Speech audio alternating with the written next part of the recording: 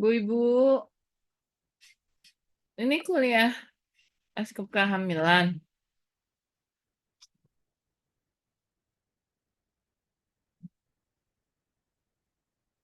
Betul, Bu. Masuk saya ya? Bener ya, saya nggak salah lagi nih.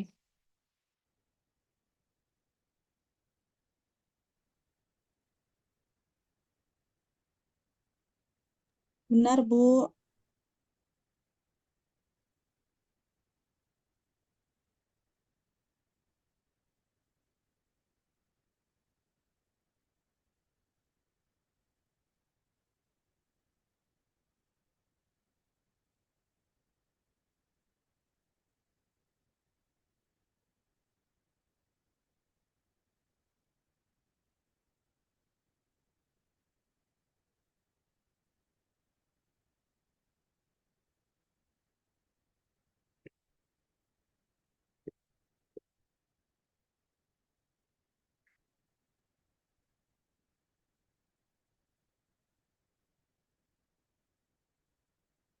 Baik, Bu Ibu, bisa kita mulai perkuliahannya?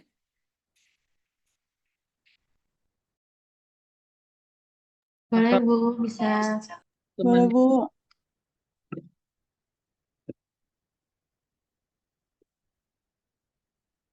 ini masih mau nunggu temennya atau mau dimulai saja?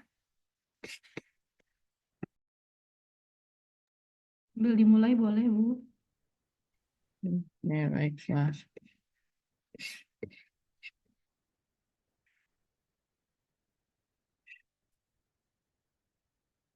Baik Ibu-Ibu, kita akan mulai untuk perkuliahan asuhan kehamilan ya, untuk birth plan-nya yang kemarin salah ya. Jadi kita mulai mendengarkan lagi untuk penjelasan konsep birth plan. Saya kirim dulu materinya ke si Pen ya.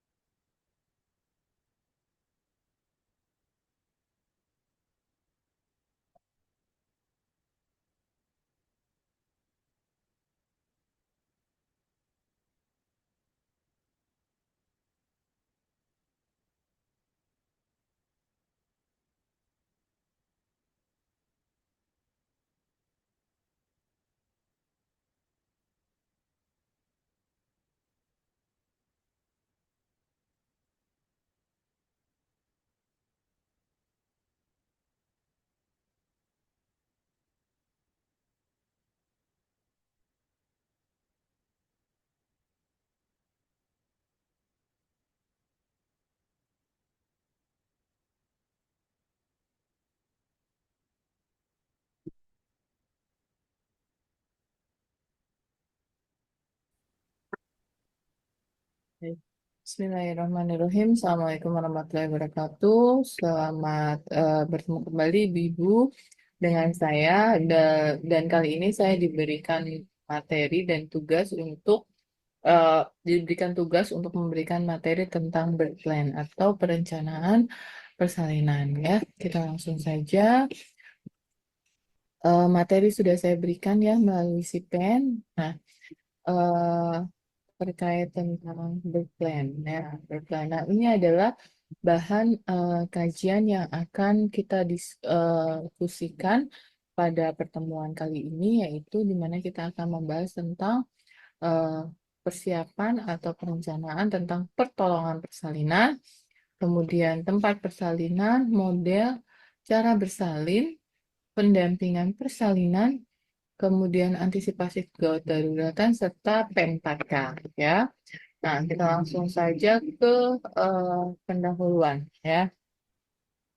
Kita ke pendahuluan. Bentar. Nah, apa itu birth plan ya, Ibu-ibu? Kita tahu dulu pengertian dari birth plan. Jadi birth plan adalah rencana tindakan yang dibuat oleh kita, bidan, bersama klien kita dan keluarganya. Ya, sama klien kita dan keluarganya. Untuk apa?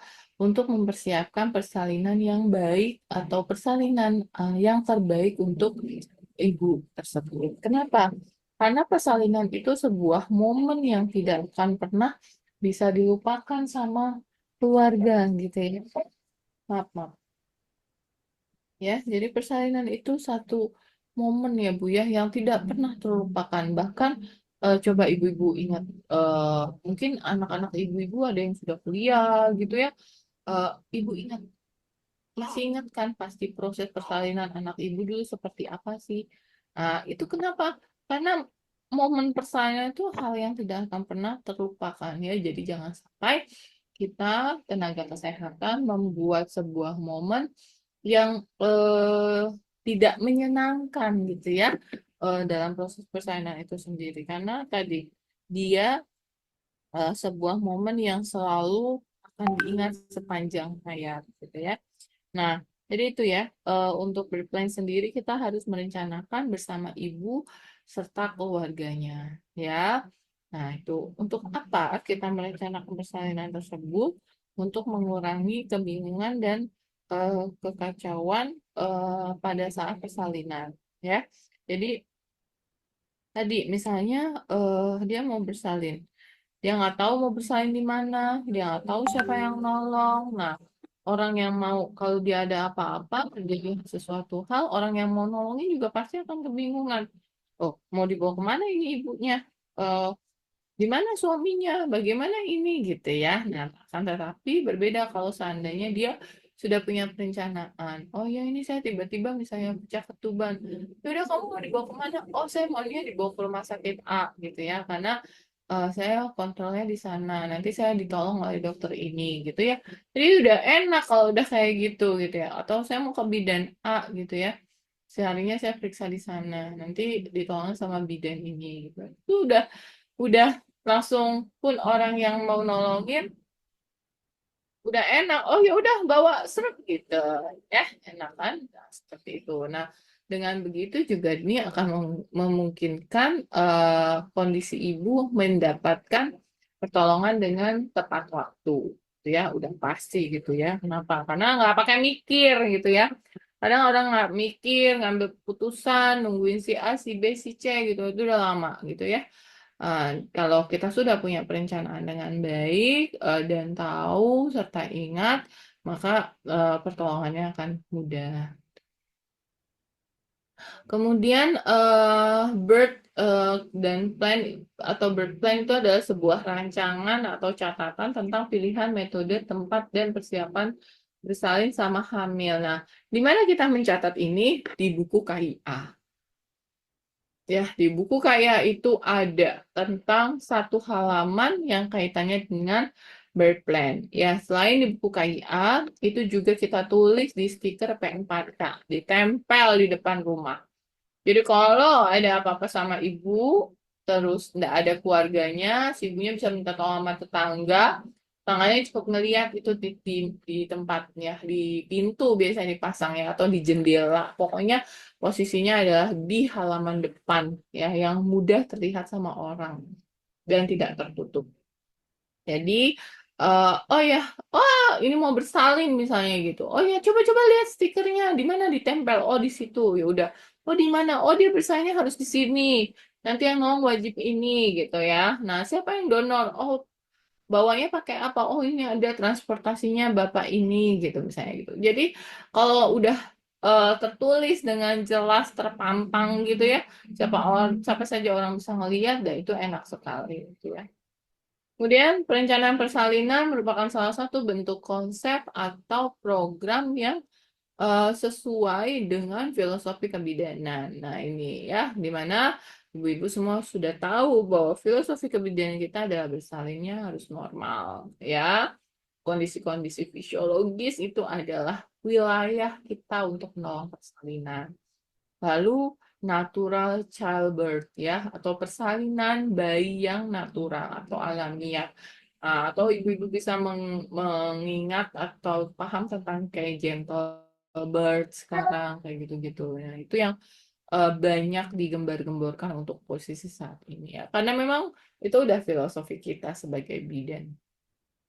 Lalu ada woman center care. Nah, woman center care itu adalah di mana setiap perempuan itu diberikan untuk mengambil keputusan yang terbaik untuk dirinya, ya, dengan bidan atau tenaga kesehatan itu menginformasikan apa-apa yang terbaik untuk si ibunya. Nah, dan menjelaskan mana yang resikonya apa, permasalahannya apa, mana yang paling minim resiko gitu ya, sehingganya si pasien bisa memilih dengan baik, bisa memilih dengan benar, dan bisa menerima seandainya terjadi resiko, dia akan memilih resiko yang paling baik untuk dirinya sendiri. Nah, itu adalah woman center care, di mana sebuah keputusan atau apa-apanya itu tergantung dari pasien ya, bukan dari bidan yang memutuskan. Kita tenaga kesehatan hanya mengarahkan yang terbaik untuk pasiennya sesuai dengan kondisi pasien tersebut. Lalu continuity of care atau pelayanan yang berkesinambungan. Ini juga merupakan filosofi asuhan kebidanan. Filosofi asuhan kebidanan di mana proses asuhan itu tidak hanya habis bersalin selesai ya, habis hamil selesai ya. Eh, Tidak, tapi ini sebuah asuhan yang terus-terus berkelanjutan ya, bahkan mulai, kalau saya selalu bilang gini, continuity of care itu adalah kita memberikan asuhan kebidanan pada perempuan mulai dari dia lahir sampai dia masuk ke liang lahat gitu ya. Karena benar-benar berkelanjutan kan, dia lahir, kita rawat bayinya, dia mulai gede dikit, balita, masih kita rawat tumbangnya sampai 6 tahun gitu ya, masuk usia 6 tahun, masuk usia sekolah, kita juga yang imunisasi gitu ya, kita juga yang ngajarin segala macam, masuk remaja, kita juga yang ngajarin askep, remajanya kayak apa, seksual sehat dan lain sebagainya. Masuk dia mau nikah, pranikah, masuk dia mau hamil, prakonsepsi gitu, dan seterusnya. Lalu hamil, bersalin, nifas, masa antara kabeh dia ke menopause ya. Makanya saya bilang continuity of care itu mulai dari dia lahir sampai dia meninggal tuh masih urusannya kita tenaga kesehatan. Penyusunan birth plan adalah penolong, tempat persalinan, model dan cara bersalin, pendamping persalinan, antisipasi kegawat darurat. Nah, ini hal-hal yang harus digali dan diputuskan dalam merencanakan persalinan ya. Jadi kita harus cek dulu nih. Kira-kira kalau berdasarkan keinginannya ibu dan keluarga, dia maunya bersalinnya di mana sih? Gitu. Ya, misalnya, aduh saya mah senangnya sama bidan aja lah gitu ya. Nah, nggak boleh sampai di situ berhentinya. Harus dicek dulu tentang kondisi dia ya, kondisi kesehatannya si ibu ini gitu, kondisi kesehatannya si ibu ini bagaimana, apakah dia bisa ditolong bersalin di TPMB. Biasanya pakai apa Bu? Ibu bisa melakukan penapisan dengan apa namanya, kartu kehamilan yang ibu ada di ilmu kebidanan. Ya, nanti itu ada skor yang dimana dia bisa bersalin harus dia bersalin di rumah sakit atau dia harus bersalin di bidan seperti itu. Nanti saya tunjukkan. Nah, contohnya lagi misalkan dia kategorinya resiko rendah. Oh, kalau dengan resiko rendah dia bisa lah ditolong di TPMB. Atau dia resiko tinggi atau resti gitu ya. Oh, dia harus di rumah sakit gitu. Even dia pengennya di bidan, tapi dia resiko sangat tinggi ya, kita bisa lakukan edukasi ya, tindakan persuasi seperti itu. Terus kita gali lagi, pengennya dia sama siapa sih? Oh, ternyata dia pengennya sama Bu Bidan. Selama dia masih aman untuk ditolong di TPMB oleh bidan, ya udah nggak apa-apa, boleh. Tapi kalau ternyata tadi dari skor dia risiko sangat tinggi, oh nggak bisa Bu, Ibu harus di rumah sakit dan ditolongnya oleh SPOG. Kenapa? Ini sudah bukan wilayahnya saya, ya bidan nggak boleh nolong dengan kondisi Ibu yang seperti ini. Itu bisa dilakukan. Kemudian bagaimana menghubungi tenaga kesehatan tersebut. Nah, ini sudah lumrah sekali ya zaman sekarang. eh Bidan itu nomor teleponnya diumbar kemana-mana. Dokter itu udah apa-apa, ibu hubungi saya aja, ibu telepon saya aja kalau ada apa-apa gitu ya. Bahkan pengalaman saya hamil kemarin pun setelah periksa, nih hubungin saya di sini ya nanti kalau udah ada hasil labnya. Nah, kalau misalnya ada keluhan selama di rumah, saya kan kontrol lagi sebulan ya. Nah, kalau misalnya ada keluhan belum sebulan, kan kalau kita bilangnya kalau udah nggak ada kalau ada keluhan sebelum waktu kontrol, ibu datang aja ya. Kalau sekarang enggak, ibu WA saya aja ya, gitu.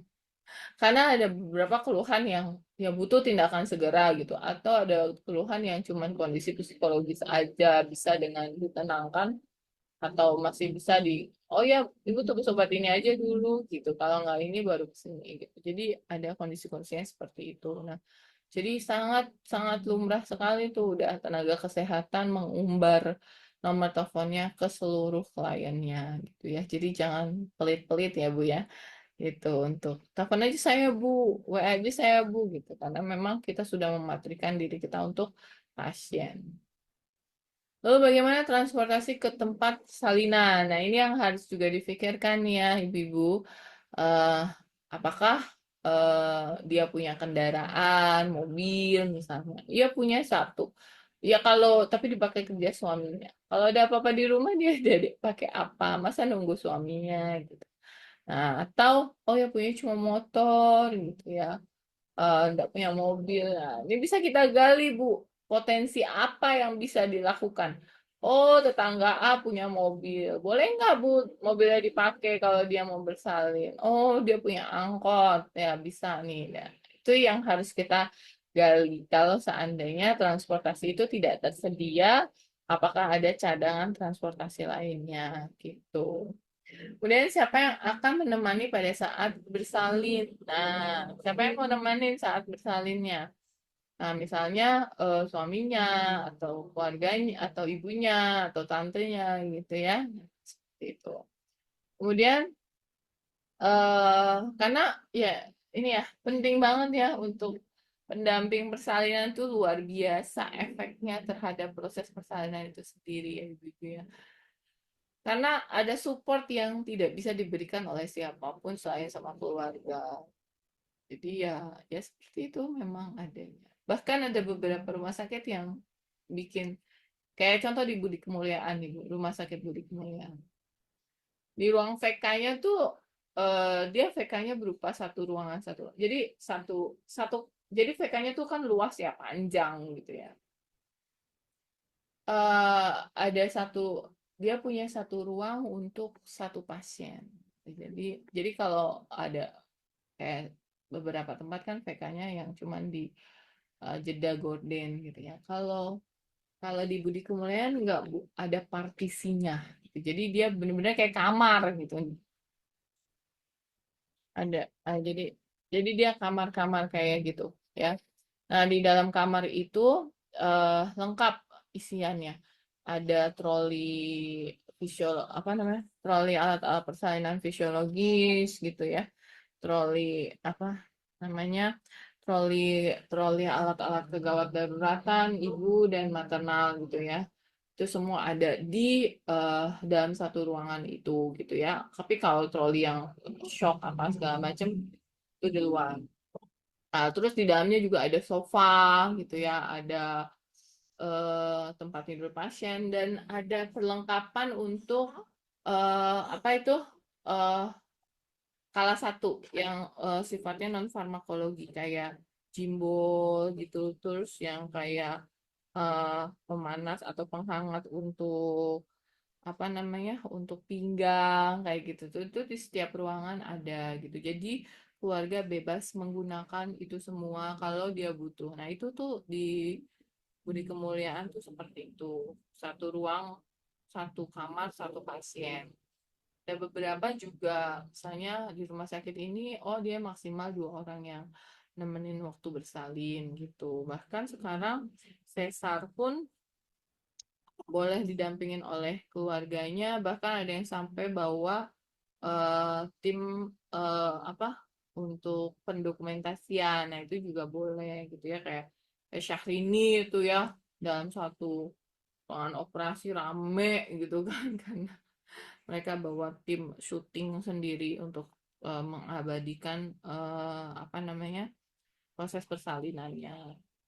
Jadi itu apa namanya, boleh-boleh saja sekarang sudah zamannya seperti itu. Lalu biaya persalinannya ini juga harus dipikirkan.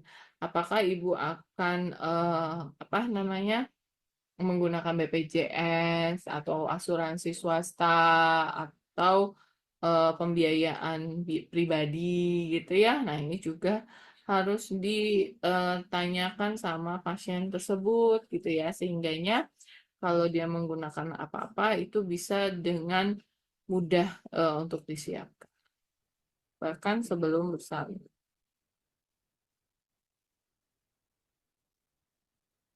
Lanjut, siapa yang akan menjaga keluarganya jika ibu tidak ada? Misalnya si ibu ini punya balita gitu ya di rumah ya. Ibunya tinggal hanya dia, balita dan suaminya. Nah, ketika ibunya bersalin, apakah yang balita akan ikut dibawa ke rumah sakit? Atau mungkin dititipin dulu di tetangganya kayak gitu. Nah, itu juga harus difikirkan. Kemudian tanda-tanda persalinan dan tanda-tanda bahaya persalinannya, ini keluarga juga harus paham dan tahu. Lanjut, membuat rencana untuk mengambil keputusan jika terjadi kegawat daruratan saat pengambil keputusan yang tidak ada. Nah, ini kita harus eh, bikin hah, siapa pembuat keputusan utama dalam keluarganya gitu ya. Apakah ibunya, apakah suaminya, apakah eh, orang tuanya gitu ya. Ini bidannya harus tahu gitu ya. Bidannya harus tahu siapa yang mengambil keputusan. Jangan sampai nanti kalau ada apa-apa si pengambil keputusannya atau menunggu yang mengambil keputusan sehingganya pertolongannya menjadi terlambat gitu ya. Lalu kita juga harus tahu kalau pengambil keputusan utamanya nggak ada, maka siapa yang bisa mengambil keputusan. Nah, ini juga harus difikirkan ya. Misalnya pengambil keputusan utama adalah ibu itu sendiri ya, berarti kan aman gitu ya. Tapi kalau misalnya pengambil keputusan utama adalah suami, terus tiba-tiba suaminya sulit dihubungin, nah ini kita juga harus pikirkan eh hubungin siapa gitu ya. Kemudian, lanjut, siapa yang akan menjadi pendonor darah apabila terjadi perdarahan? Nah, seperti ini juga harus disiapkan,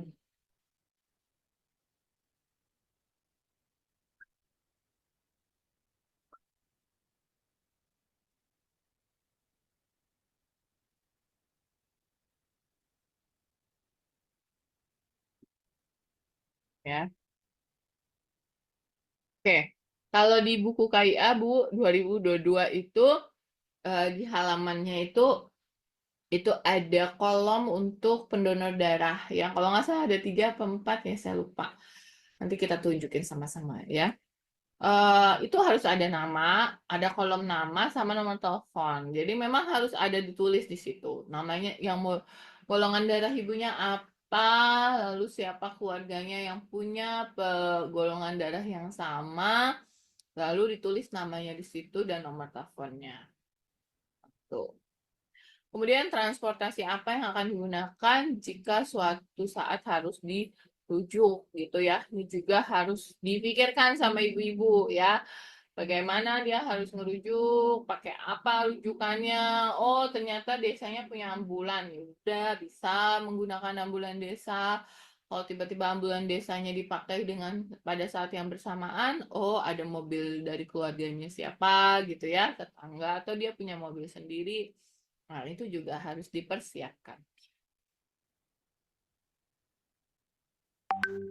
Lanjut, berikutnya adalah siapa penolong persalinan yang diinginkan oleh eh, keluarga dan ibunya tersebut. Tuh. Nah, orang eh, orang yang biasa memeriksakan kehamilan atau menolong persalinan selama masa persalinan dan nifas gitu.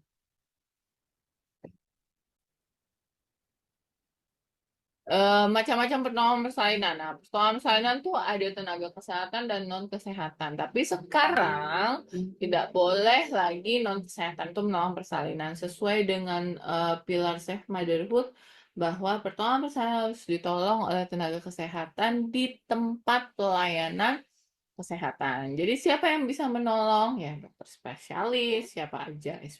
Kalau ada SPG ya memang harus SPOG. Tapi ada kondisi-kondisi lain yang mungkin keterbatasan ya. eh Adanya bidan aja ya udah bidan. Kalau tapi kan dengan keterbatasan kalau emang itu bukan kompetensinya yang harus dirujuk ya dirujuk gitu ya. Kalau yang fisiologis aja, oh ya ada bidan ya, maka yang nolong adalah bidan. Nah, sedangkan tenaga non kesehatan itu hanya sifatnya menjalin kemitraan aja ya ibu-ibu ya, nggak bisa untuk dia lagi nolong persalinan, udah tidak boleh gitu ya. Jadi kemitraan. Jadi kalau ada, oh di sana ada pasien yang mau melahirkan loh Bu, oh ya bawa ke puskesmas, bawa ke rumah sakit. Jadi jangan sampai ditolong sama dukun lagi, nggak boleh sekarang. Lalu perencanaan persalinannya, ya, di mana dia mau bersalin, ya. Tempat persalinan yang ideal untuk melahirkan adalah di fasilitas kesehatan dengan perlengkapan dan tenaga yang siap menolong apabila sewaktu-waktu terjadi komplikasi persalinan. Minimal fasilitas seperti puskesmas yang mampu memberikan pelayanan PONET, ya, atau pelayanan obstetri dan neonatal dasar. Nah, bisa di rumah sakit, poskesdes, kalau misalnya di daerah-daerah gitu ya, masih ada poskesdes, dan ini bisa juga ditolong oleh bidan. Lalu di TPMB, nah kalau di rumah ini kekhususan ya ibu-ibu ya. Kalau misalnya dia dalam kondisi yang sudah tidak lagi bisa ditunda untuk bersalin, saya tahu-tahu baru dikasih tahu pembukaannya lengkap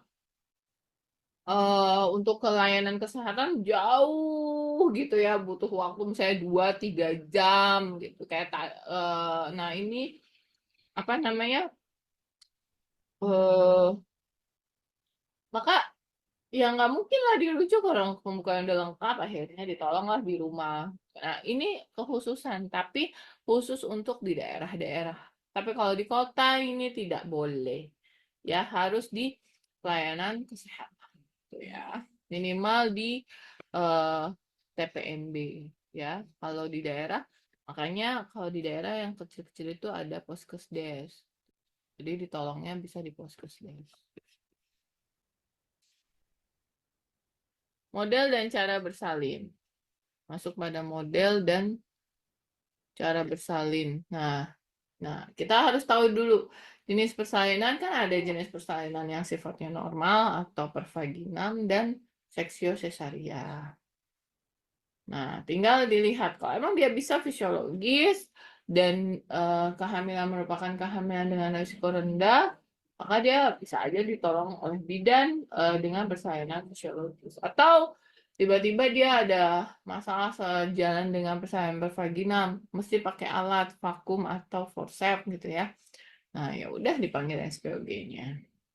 Atau justru dia resiko sangat tinggi gitu ya. Oh, nggak bisa ditolong di bidan dengan pervaginam, bisanya SC. Oh ya udah, bawa ke rumah sakit gitu ya. Nah, ini harus ditulis tuh jenis atau jenis persalinan yang diinginkan. Oke. Masuk pada pendamping persalinan, ya, pendamping persalinan. Nah, ini siapa yang akan mendampingi pasiennya bersalin, ya, suami, keluarga, atau tetangga. Kan bisa aja ya, nggak ada suaminya, misalnya suaminya pelaut gitu ya, yang nggak setiap hari di rumah. Atau yang dia punya cuma tetangga, keluarganya semuanya jauh-jauh di perantauan gitu ya. Nah, ini juga harus kita tulis ya. Siapa pendamping persalinannya? Suami kah? Keluarga kah? Tetangga kah? Gitu ya. Atau mungkin dia mau pakai doula ya. Saya dulu masih zaman tuh doula-doula. Doula itu eh doula tuh kayak apa ya? Kalau dia non kesehatan ya, karena doula itu ada juga yang bidan. Itu ada doula tuh ada juga yang dokter gitu ya. Nah, tuh eh dulu tuh tren beberapa tahun yang lalu tuh sebelum pandemi tuh doula tuh tren banget. Gitu. Doula tuh adalah orang yang mendampingi pasien mulai dari kehamilan akhir trimester 3 tuh ya. Ajak ngobrol, suka melakukan masase gitu ya. Kemudian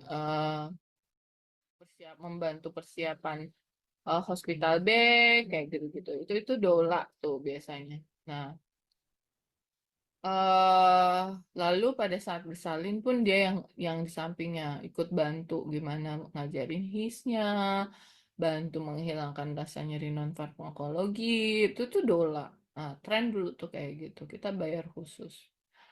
Atau justru eh tapi dia nggak nolong persalinan ya. Nolong persalinan tetap orang yang berhak untuk menolong di tempat pelayanan kesehatan. Misalnya ibu itu bersalinnya di puskes, tapi dia mau bawa dola, ya nggak apa-apa. Tapi bersalinnya bukan dolanya yang nolong. Yang nolong siapa ya? Bidannya, dokternya, gitu. Kan dola. Karena dola itu nggak hanya tenaga kesehatan, tapi ada yang non kesehatan juga jadi dola. Nah, kalau di luar negeri ya Bu, dola itu punya sertifikasi, sertifikasi dola tuh ya. Mau jadi pendamping aja dia harus nyari sertifikat kayak gitu. Ya. Nah, nah kalau udah dia menentukan siapa pendamping persalinannya, biasanya dia diperbolehkan untuk kalau normal kan boleh-boleh aja gitu ya. Nah, kalau SC nih suka diajak ke ruangan gitu ya. Tapi ada beberapa rumah sakit yang juga nggak bolehin gitu. Ada yang bolehin. Nah, waktu itu saya pernah, waktu kemarin saya bersalin ya, SC, entah kenapa, jadi saya tuh berdua sama orang gitu. Ada orang yang mau bersalin terus sama saya. Jadi saya datang masuk ke ruang OK-nya barengan. Nah, eh dia itu ada suaminya, ada apa sih tukang foto itu loh, tukang tukang ya tukang foto lah yang berfungsi untuk mendokumentasikan persalinannya dia gitu loh. Terus saya tanya, saya boleh nggak didampingin sama suami saya di ruangan OK gitu. Saya tanya ke bidannya gitu ya. Bukan ke bidan, sorry. Ke petugas OK-nya. Terus dia bilang, nggak bisa Bu, bapaknya cuma boleh masuk pada saat mengazankan saja. Nanti kalau udah selesai ngazanin dia keluar lagi gitu ya. Padahal yang di samping saya suaminya ada, yang tukang potret-potretnya ada gitulah. Dia boleh, saya enggak. Kenapa gitu ya? Kenapa terjadi proses diskriminasi gitu? Karena waktu itu saya udah kondisinya sudah sudah lemah sekali gitu, misalnya nggak lemah banget gitu ya, maksudnya udah nggak mau ambil pusing lah, ya sudah lah gitu, toh suami saya juga belum tentu berani gitu kan. Akhirnya ya udah, pada saat suami saya nemenin saya sebelum masuk OK, dokternya datang karena kebetulan saya kenal sama dokternya, dekat lah gitu. Bukan apa namanya, bukan dokter biasa, karena ada intinya kenal dekat gitu. Langsung, eh suamimu mana gitu. Kamu mana tak? Itu dok di depan, katanya kan nggak boleh masuk, cuman sampai depan aja. Ah boleh boleh, mana suaminya langsung dokter dokter itu yang manggil suaminya Bu Ita dipanggil dokter gitu ya. Kenapa dok? Sini temenin istrinya, ngapain kamu duduk di depan gitu sampai sampai digituin sama dokternya. Ngapain kamu duduk di depan? Sini temenin istrinya. Udah itu kan suami saya bawain tas-tas saya itu ya, saya baju-baju yang dilepas itu. Udah itu bajunya simpen aja di situ tasnya. Nanti lagi dibawa, kamu masuk aja ke ruang Oka. Pak ganti baju. Nih kasih dia baju Okanya gitu. Wah, akhirnya suami saya nemenin tuh dari awal sampai akhir di Oka. Padahal setahu saya pun boleh sebenarnya di Oka itu. Tuh, ya. Jadi ya harapannya tidak ada diskriminasi ya kalau kita ya siapa aja boleh nemenin. Kecuali mungkin dalam kondisi yang gawat darurat gitu ya, seperti itu. Lalu support system mengurangi rasa karena pendamping itu bisa menjadi support system yang bisa mengurangi rasa cemas, mempermudah atau mempercepat proses persalinan, menghindari komplikasi persalinan serta menghindari bayi yang mengalami asfiksia. Tuh. Ya, karena apa? Ya ada keluarganya mungkin dia bisa support ya. Nah, ini sangat-sangat luar biasa. Dukungan yang dapat diberikan eh, untuk pendamping persalinan sendiri ya tadi bantuin usap keringat. Yang jelas sih kalau pada saat proses persalinan itu apa sih lebih ke yang semangat gitu. Ayo lagi ngeden gitu. Itu tuh yang saya kebetulan pernah partus normal dan yang terakhir ini saya SC. Jadi pada saat saya partus normal tuh enak banget gitu ditemani oleh suami. Ayo dikit lagi ngeden ya, itu kepalanya udah muncul, ayo semangat semangat gitu. Kan enak banget ya. Bahkan justru kalau di saya sih yang saya pikir yang saya dengar tuh suaranya suara suami saya aja gitu kayaknya. Suaranya bidan-bidan tuh kayak nggak kedengeran gitu. Nah kebetulan anak-anak saya waktu partus normal yang ngomong adalah bidan-bidan semua. Tuh, jadi bidannya teriak, ayo bu ngeden lagi itu tuh justru nggak kedengeran sama saya bidannya. Justru yang dengar tuh suami saya karena entah gimana ya, bro. Ayo mah dikit lagi, ayo semangat, ayo dikit lagi anak kita mau lahir itu kayak yang apa ya? eh nggak nggak ada yang bisa menandingi gitu kata-kata itu yang kita dengar dari orang terdekat kita. Gitu.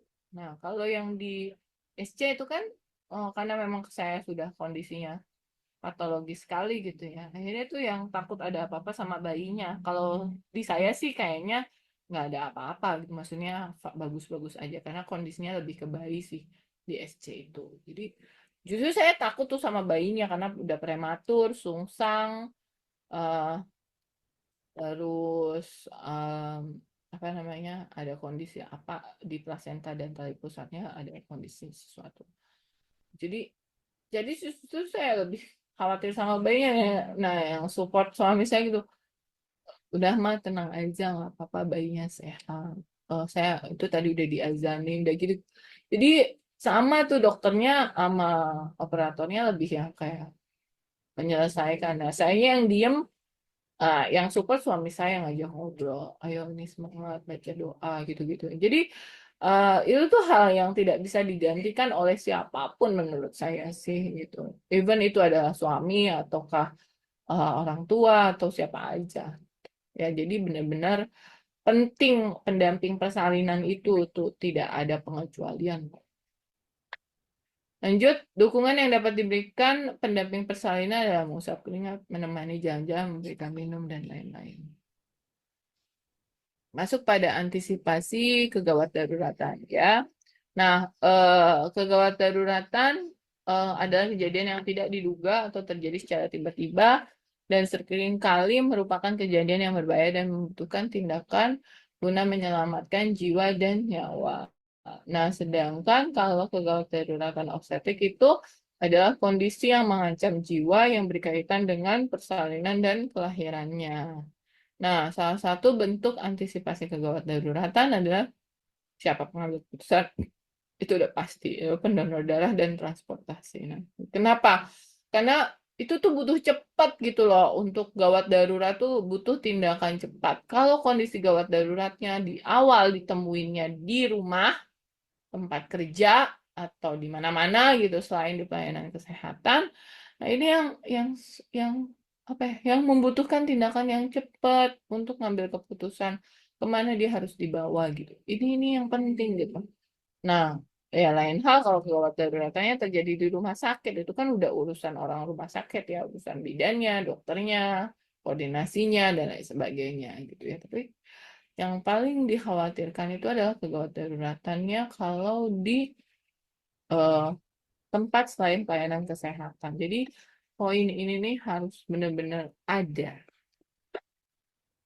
Lanjut, nah ini adalah program perencanaan persalinan dan pencegahan komplikasi P4K yang digalakkan untuk semua kehamilan persalinan nifas gitu ya. Bahkan ada stiker khusus yang harus ditulis sama ibunya sendiri yang disaksikan oleh tenaga kesehatan yang dia harus ditempel di tempat yang mudah dilihat oleh orang lain. Tuh, ya, contohnya di pintu, di jendela yang nggak ketutupan apa-apa. Ya. Oke, eh,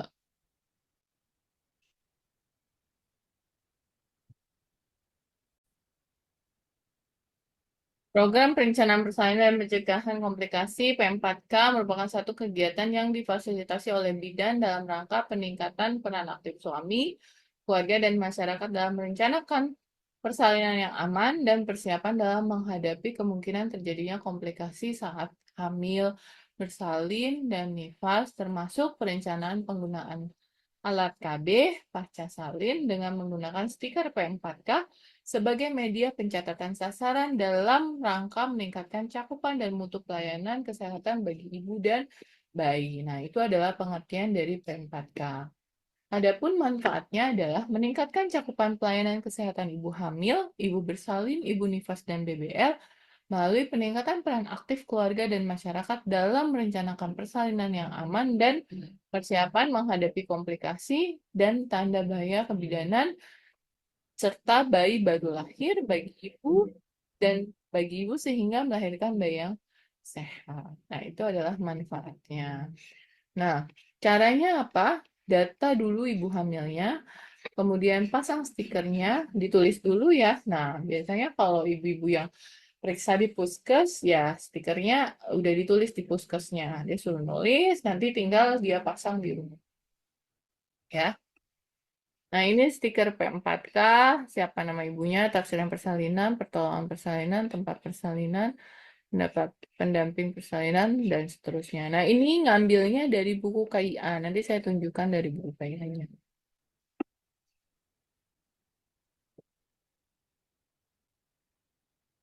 Sebentar saya carikan buku KIA-nya dulu.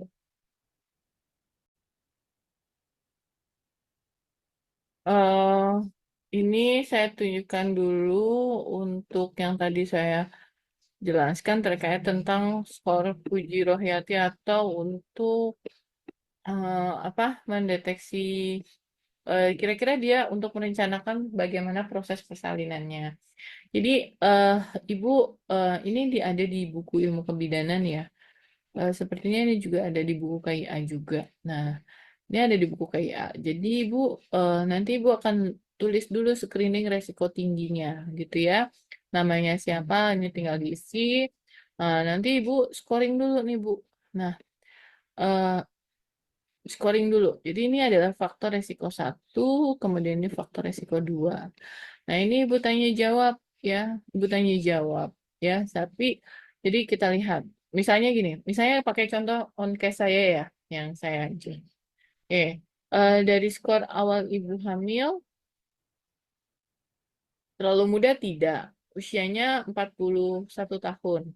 Berarti dia terlalu tua atau hamil lebih dari 35 tahun. Berarti saya ada di angka 4 dulu saya pegang ya. Jadi nilai saya itu 4.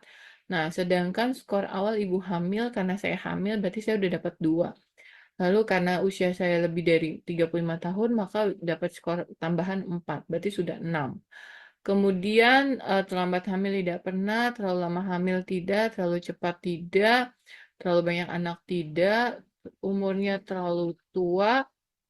Nah, ini udah include aja ya, nggak saya nilai lagi karena banyak. Terlalu pendek tidak, pernah gagal kehamilan, ini maksudnya abortus gitu ya. Berarti abortus iya, berarti saya nilainya 4 tambah 4 lagi. Jadi 6 tambah 4 udah 10 gitu kan. Lalu persalinannya apa ini di vakum tidak, rogoh tidak, pernah diberi infus atau transfusi. Ya, saya kan hamil yang kedua itu eh, KPD, pernah dapat induksi persalinan. Berarti jawabannya iya, berarti 4 ya. Jadi 10 tambah 4 ya, 2 2 4 4 10 tambah 4 sudah 14. Oke, persalinan dua-duanya normal, enggak pernah di SC. Kemudian ada penyakit ini, saya nggak ada penyakit di sini semua, dari mulai A sampai dengan D itu nggak ada. Oh ya, eh saya kena DMG, diabetes mellitus, mellitus gestasional. Berarti ada tambahan 4. Berarti 14 tambah 4 berapa? 18 ya, udah 18 tinggi sekali. Bengkak pada muka ini tidak, ambil kembar tidak, hidramnion enggak, mati tidak, kehamilan lebih bulan ini tidak, letak sungsang iya, kemarin saya letak sungsang dan nggak muter-muter lagi. Jadi 18 tambah 8 udah berapa? 26 ya. 26, kemudian perdarahan iya, TM1. Riwayat perdarahan di trimester 1. 26 tambah 8, 34. Aduh, berat sekali ya nilai skor saya gitu ya. Bayangkan, ada di mana skornya? Nah, ini KR, kehamilan resiko rendah atau KRR. Nah, di mana dia bersalinnya boleh di bidan, tidak perlu dirujuk, penolongnya boleh bidan. Ya. Lalu kalau KRT, kehamilan risiko tinggi, nilainya 6 sampai 10. Lahirnya di mana? Di bidan boleh, di dokter boleh. Tergantung risiko tingginya apa. Kalau misalnya dia nilainya 6, kan sebelum hamil 2, terus dia riwayat SC 8. 8 tambah 2 kan 10. Kan dia sebenarnya KRT, yang lain-lain nggak ada nih, kosong. Yang lain dia KRT ya, kami resiko tinggi. Tapi nggak boleh ditolong di bidan, harus ditolong di dokter. Ya, jadi pilihannya ada dokter, ada bidan. Ditolong bidan, boleh di puskes rujukannya. Terus ini, bersalinnya boleh di Polindes, puskesmas, rumah sakit, dan ditolong bidan atau dokter. Yang boleh ditolong bidan yang kayak gimana? Misalnya, skor awalnya 2. Terus dia misalnya eh, sini terlalu lama hamil gitu ya, nilainya 4 kan 6 totalnya, boleh nggak ditolong bidan? Boleh. Misalnya dia, tapi kalau dia 2 terus ininya letak sungsang di 8 nggak boleh ditolong bidan ya. Kayak 2 dia pernah keguguran, boleh ditolong bidan gitu ya ibu-ibu ya. Kemudian KRST, kalau KRST nggak ada pilihan selain sama dokter dan di rumah sakit ya. Kayak saya nilainya sudah tadi berapa? 34 ya. 34 tinggi sekali. Udah KRS T apa KRS SSSST gitu ya. Kehamilan resiko sangat sangat sangat sangat tinggi gitu ya. Nggak bisa ditolong sama bidan, nggak bisa di apa namanya ditolong di selain di rumah sakit. Itu juga rumah sakitnya kalau bisa yang ponek. Udah, bukan kalau bisa, wajib yang ponek ya gitu. Oke, nah terus nanti Ibu akan lihat di sini. Kalau, nah berarti kalau seandainya, misalnya nih dengan kondisi KRST datang ke bidan, berarti Ibu kan harus melakukan rujukan secara dini. Ibu ini harus segera dirujuk ya, dan seterusnya. Jadi dengan skor Puji Rohayati ini kita bisa menentukan pilihan tempat bersalin dan dengan siapa dia ditolong oleh gitu. Serta jadi sebenarnya untuk P4K dan birth plan dasarnya juga harus dari sini dulu gitu ya. Harusnya dari sini dulu dia punya pilihan apa saja, kemudian dia boleh menentukan. Semuanya harus dengan penentuan. Kayak misalnya Ibu KRST, ibu harus ditolong oleh dokter di rumah sakit. Ya, ini ibu mau di rumah sakit mana? Ibu punya asuransi enggak? Asuransinya apa? Gitu-gitu. Nah, itu kan termasuk birth plan, gitu ya. Oke. Paham ya, ibu-ibu ya? Oke, sekarang kita ke buku KIA-nya ya. Ini tahun, kita lihat dulu ya. Saya coba tahun terbaru. Nah, ini 2023 ya, buku KIA yang terbaru. Di manakah posisi birth plan? Oke, yang harus dicatat. Nah, ini dia ya. Menyambut persalinan. Ya, dia ada di halaman 3A. Tuh udah dari awal kita harus ngisinya. Alamatnya di mana, namanya siapa. Nah, ini kita kan ibu tadi sudah ada punya riwayat. Oke, eh, ibu ternyata harus ditolong oleh dokter. Ibu mau tolongnya di mana? Di rumah sakit. Ini harus saya rujuk, Bu, gitu ya. Rumah sakit mana? Pakai apa asuransinya? Gitu ya. Tulis. Oh, ditolong oleh dokter, bidangnya coret. Siapa nama dokternya? Kalau udah ada nama, nanti kita tinggal isi. Rumah sakitnya saya udah tahu dituju. Saya rumah sakit A, gitu ya. Oh, ya udah nggak apa-apa, bisa. Nanti Ibu mau pakai BPJS apa asuransi biasa atau pribadi? Punya nggak BPJS atau JKN gitu-gitu ya? Jadi tinggal ditulis ini. Oh, ibunya punya JKN. Oh, ibunya punya BPJS. Oh, ibu punya asuransi pribadi. Punya BPJS, punya asuransi pribadi. Nah, itu juga boleh ibu tulis semua di sini ya. Lalu kendaraan atau ambulan desa ya. Kayak di sini ambulan desa, nomor HP-nya berapa? Kalau cadangannya siapa? Oh, mobil dia sendiri, nomor handphonenya adalah suaminya. Terus mobil tetangganya sebelah rumah. Takutnya suaminya pakai kerja kan, nomor HP-nya berapa. Lalu nanti ibu kalau udah lahiran mau pakai kontrasepsi apa, di sini tulis. Nah, ini donor darah kan ya, harus ada 4 nama. Di sini tulis si Ani, si Budi, nomor HP-nya berapa. Tentunya yang golongan darahnya sama. Nah, tuh. Ya, lalu di sini harus tanda tangan nih. Ya, siapa? Suaminya, orang tuanya, keluarganya harus mengetahui. Dan ibu hamil itu sendiri gitu ya. Lalu diketahui oleh bidan ataupun dokternya. Nah, kemudian saya nggak tahu di sini ada stiker Parika nggak ya.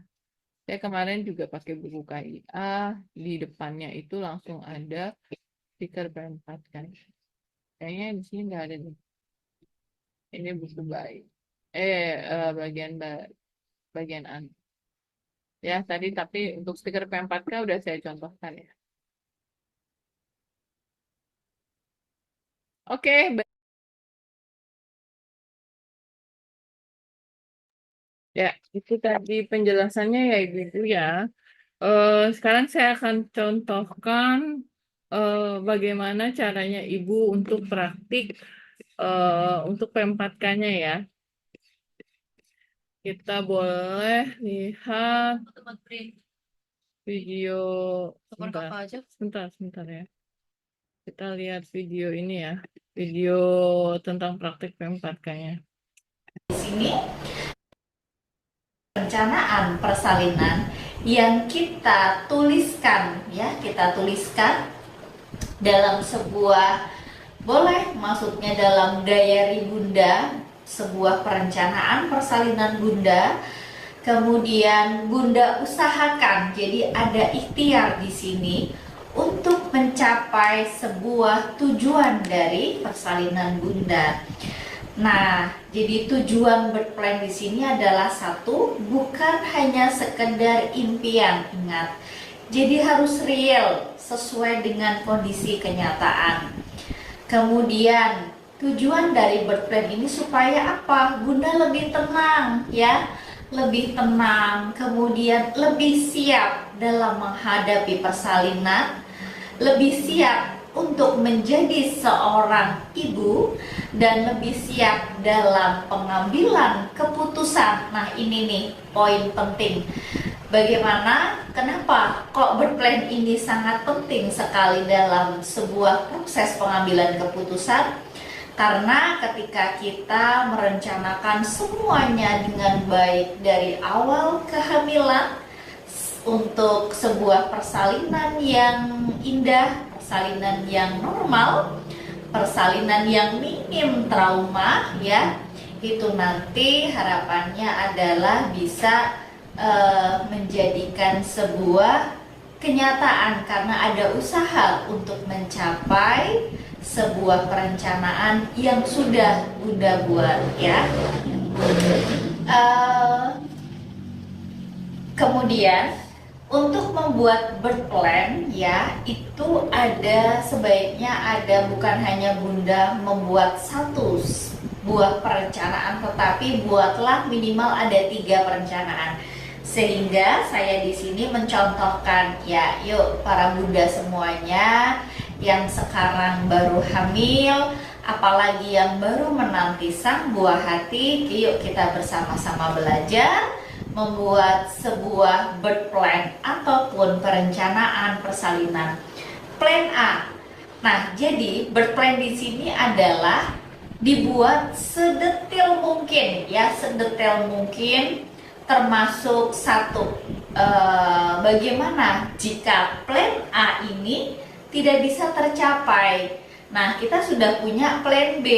Kalau plan B ini tidak bisa dicapai, kita sudah punya plan C. Sehingga ketika nanti di pertengahan jalan plan A tidak tercapai, Bunda tidak panik, suami tidak panik, keluarga tidak panik, dan Bunda tepat dalam pengambilan keputusan. Karena ketika kita salah dalam pengambilan keputusan ataupun panik karena sesuatu hal, ketakutan yang berlebihan, kekhawatiran yang berlebihan, dampaknya luar biasa sekali, baik terhadap proses persalinan itu sendiri maupun nanti kita pada proses laktasi, apalagi pada saat kita nanti menjalani masa nifas. Banyak sekali kasus-kasus yang terjadi kaitannya dengan gangguan psikologis yang diakibatkan karena proses pengambilan keputusan yang salah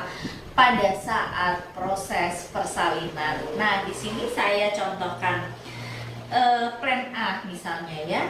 Plan A di sini saya membuat contoh proses persalinan yang normal. Saya yakin hampir semua ibu hamil yang menginginkan sebuah proses persalinan yang alami, kemudian normal, kemudian minim trauma, persalinan yang nyaman ya, didampingi oleh suami tercinta, didukung oleh tenaga kesehatan yang sangat profesional, yang sangat care terhadap Bunda.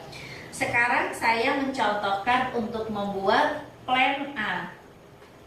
Dalam membuat sebuah birth plan ataupun perencanaan persalinan harus sedetail mungkin. Yang pertama, kita harus menuliskan ataupun merencanakan di mana kita akan bersalin nanti. Di mana sih nanti yang pertama kalau misalnya Bunda ingin bersalin nih, Bunda melihat sebuah misalnya di bidan sahabat Bunda contohnya ya. Saya contohkan di sini adalah bidan sahabat Bunda. Nah, ini tempat persalinannya. Kemudian yang kedua, siapa yang akan menjadi penolong dalam persalinan Bunda? Oh, ternyata saya ingin besok proses persalinan saya didampingin, kemudian ditolong dan dibantu oleh misalnya di sini adalah bidan Lutfi ya. Oke. Yang ketiga, siapkan siapa yang akan menjadi pendamping persalinan Bunda nanti. Oh, saya ingin pendamping persalinan saya adalah suami. Oh, saya ingin misalnya saya nggak ingin ada suami di dalam ruang persalinan. Saya ingin ada ibu saya yang penting. Itu silakan tuliskan dalam birth plan. Pendamping persalinan adalah suami. Nah, ini adalah pendamping persalinan. Kemudian yang keempat. Yang keempat di sini adalah bagaimana nanti pada saat proses persalinan, termasuk contoh pada saat saya merasakan gelombang rahim datang ataupun terjadi kontraksi persalinan, saya inginnya bagaimana? Nah, itu tuliskan ya. Contoh, pada saat pembukaan satu misalnya sudah terjadi kontraksi persalinan, saya ingin ada di rumah dulu. Tuliskan di sini secara detail ya. Pada saat diperiksa masih pembukaan satu, saya ingin masih ada di rumah misalnya. Ini adalah sebuah perencanaan. Saya ingin kalau masih pembukaannya masih sedikit, buka 1 sampai dengan 3 misalnya, saya ingin masih menikmati gelombang rahim itu di rumah dengan melakukan pelvic rocking ataupun birthing ball ya, yang ada di sini. Bunda lihat ini adalah birthing ball. Jadi saya ingin menikmati gelombang rahim datang, kontraksi persalinan datang dengan saya bermain gimbal. Saya ingin sambil berpelukan sama suami saya. Saya ingin menjalani proses pada saat fase laten ataupun proses pembukaan buka 1 sampai dengan 3, saya masih beraktivitas, melakukan aktivitas rumah seperti biasa. Silahkan tuliskan di situ ya. Kemudian pada saat kontraksi persalinan semakin sering, saya langsung menuju ke tempat persalinan yang saya ingin bersalin di situ ya.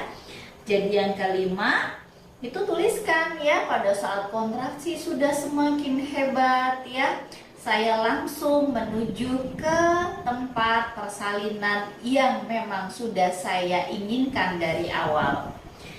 Kemudian setelah itu, tuliskan juga, saya ingin pada saat nanti saya merasakan gelombang rahim yang semakin hebat, kontraksi persalinan yang semakin hebat. Saya ingin misalnya bidan ada di samping saya, suami saya ada di samping saya, melakukan pijet acupressure untuk mengurangi rasa nyeri persalinan. Tuliskan di situ ya. Berarti Bunda menuliskan sampai dengan sedetil itu ya. Kemudian saya ingin didampingin, misal didampingi Bu Lutfi untuk dibimbing relaksasi pada saat proses persalinan. Boleh tuliskan di situ. Saya ingin pada saat saya merasakan gelombang rahim datang ataupun kontraksi persalinan yang sangat kuat datang, saya ingin suami saya memeluk saya. Nah, tuliskan di birth plan itu. Kemudian pada saat pembukaan sudah lengkap, jadi tuliskan kala duanya. Pada saat pembukaan sudah lengkap, saya ingin posisi mengejan saya adalah dengan posisi jongkok kah, atau posisi miring, atau posisi terlentang, atau posisi seperti apa yang Bunda inginkan ya. Tuliskan dalam birth plan. Jadi pada saat kala 1 ya tadi ya, pembukaan 1 sampai 3 masih di rumah. Kemudian pada saat pembukaan 4 sampai dengan lengkap ya, buka 10, Bunda ingin didampingi oleh suami. Bunda ingin bidan yang mengajarkan acupressure kepada suami ya, membantu mengurangi rasa nyeri persalinan. Bunda ingin didampingin untuk dilatih ataupun dilakukan relaksasi supaya lebih rileks dan tenang. Saya ingin pada saat saya masuk di fase aktif, mulai buka 4 sampai dengan lengkap nanti, saya ingin mendengarkan musik relaksasi. Saya ingin ada aromaterapi yang saya hirup di ruang persalinan. Silakan ya.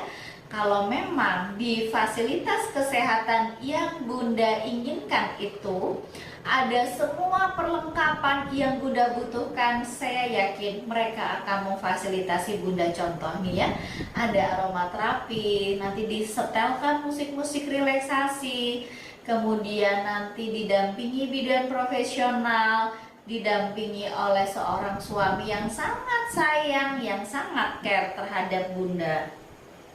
Setelah posisi tadi, oh saya ingin pada saat nanti plasenta bayi saya lahir ya, saya ingin langsung dilakukan IMD ya, IMD selama 1 jam. Itu tuliskan di situ.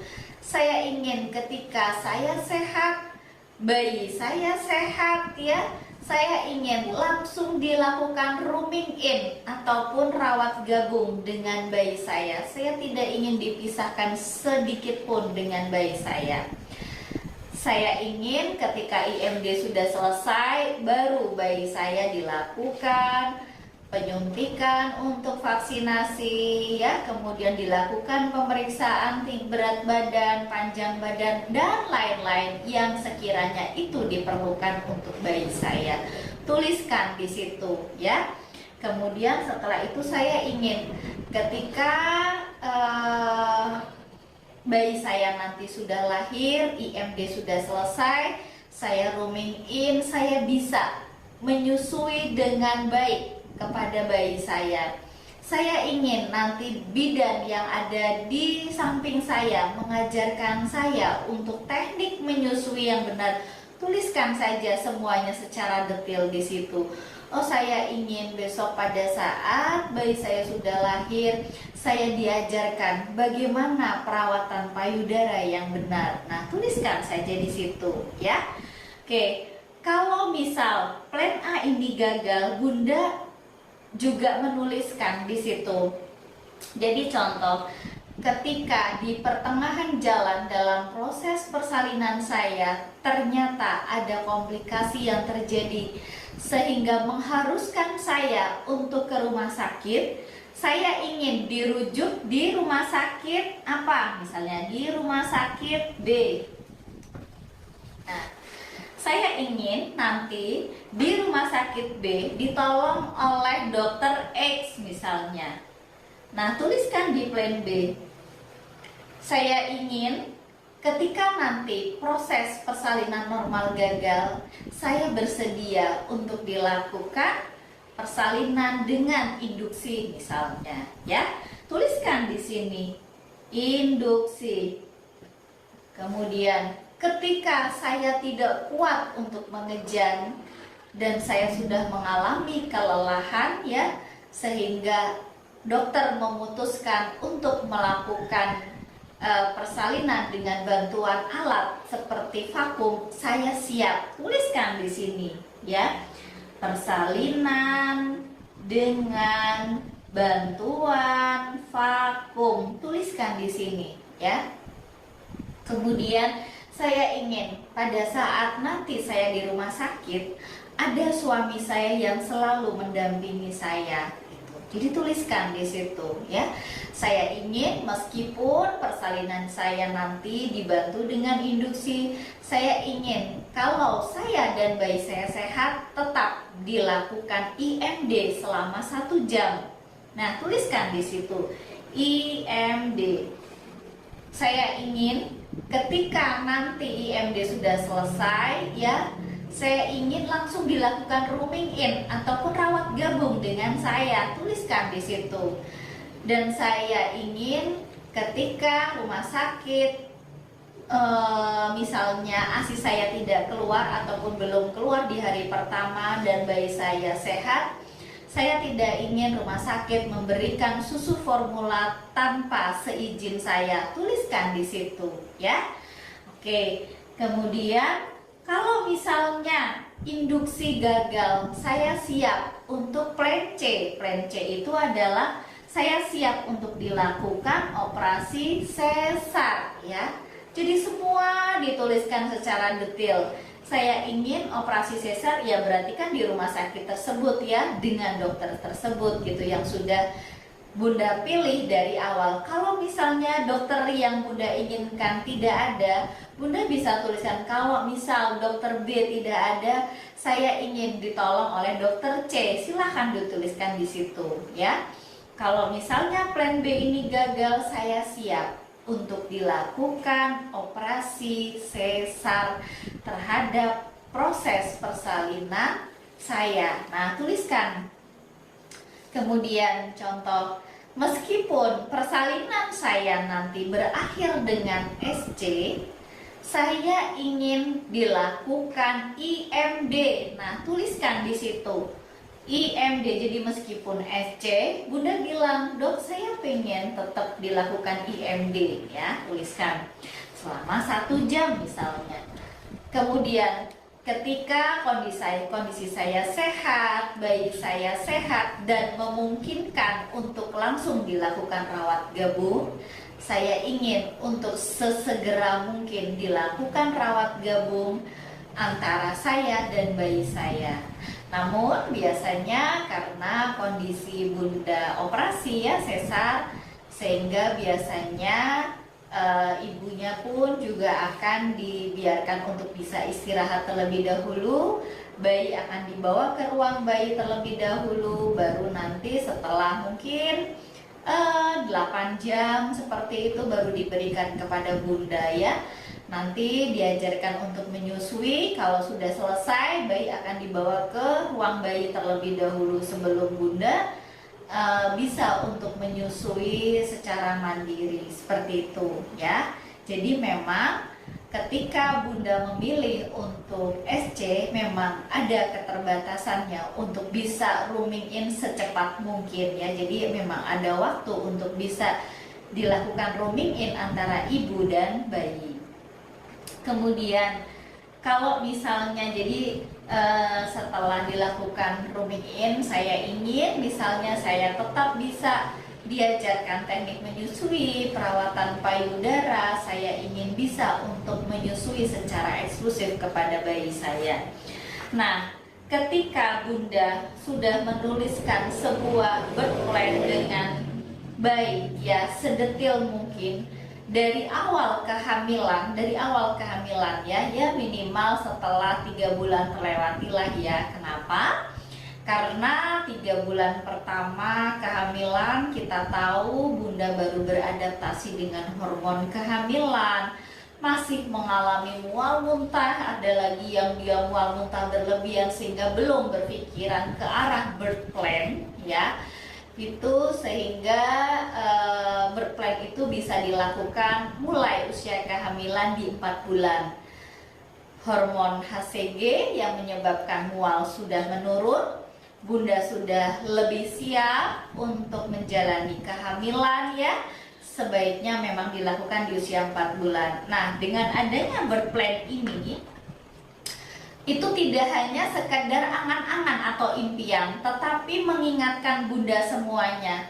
Oh, tujuan saya plan adalah bersalin normal secara gentle birth, alami, lancar, tanpa ada komplikasi apapun. Sehingga apa yang harus saya lakukan supaya terwujud apa yang saya rencanakan ini, sehingga ada motivasi untuk melakukan sesuatu, memberdayakan diri selama kehamilan, mencerdaskan diri selama kehamilan. Contoh, kalau Bunda ingin lahir normal lancar, oh ya berarti saya harus exercise ya. Contoh, melakukan prenatal yoga, mengikuti kelas relaksasi. Kemudian kalau Bunda bisa berenang, swimming, silahkan berenang, karena berenang itu bagus buat latihan pernafasan. Kemudian misalnya contoh lagi, kalau misalnya birth plan ini sudah dibuat tadi ya, gimana caranya supaya tercapai? Oh, selain tadi ya prenatal yoga, juga melakukan tadi ya ada gimbal ya, supaya apa? Mempercepat bagian terendah janin turun gitu ya. Jadi intinya di sini sekali lagi, birth plan ini bukan hanya sekedar impian, angan-angan ya, tetapi adalah sebuah perencanaan yang dilakukan untuk mencapai sebuah tujuan, karena goalnya adalah sebuah persalinan yang nyaman, normal, alami. Itu harapan utama. Ketika itu tidak bisa tercapai, Bunda sudah punya plan B dan plan C, sehingga dalam pengambilan keputusan bisa tepat ya. Tidak khawatir, tidak takut, semua juga sudah siap akan keputusan yang sudah diambil karena sudah direncanakan dari awal. Sehingga Bunda juga tidak cemas ya, lebih bisa menerima akan keputusan itu. Bunda terhindar dari contohnya adalah gangguan psikologi seperti baby blues, kemudian postpartum blues, sampai dengan bisa mengganggu laktasi kalau Bunda salah dalam pengambilan keputusan. Oke, mungkin itu ya birth plan yang bisa saya share.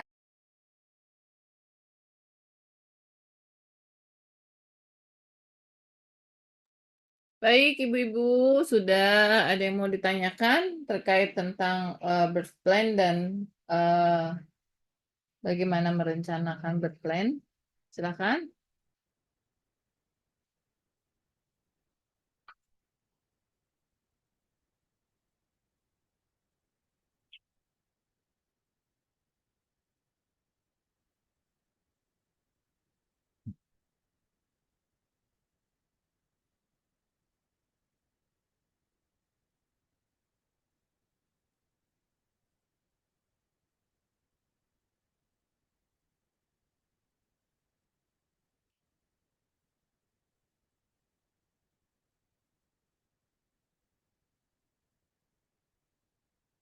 Hmm.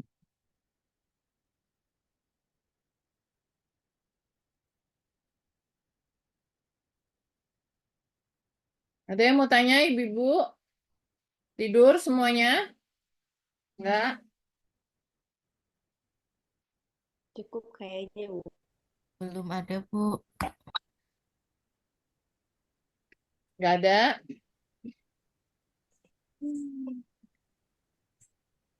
Oke, kalau nggak ada yang bertanya, berarti cukup sekian untuk pembelajaran berplan kita. Semoga bermanfaat ya Ibu-Ibu semua. Dan saya akhiri. Wabillahi taufiq wal hidayah. Assalamualaikum warahmatullahi Waalaikumsalam. Waalaikumsalam warahmatullahi wabarakatuh. wabarakatuh. Kasih, Bu. Terima Maaf kasih, ya. Bu. Izin live ya Ibu-Ibu ya. Iya, Bu.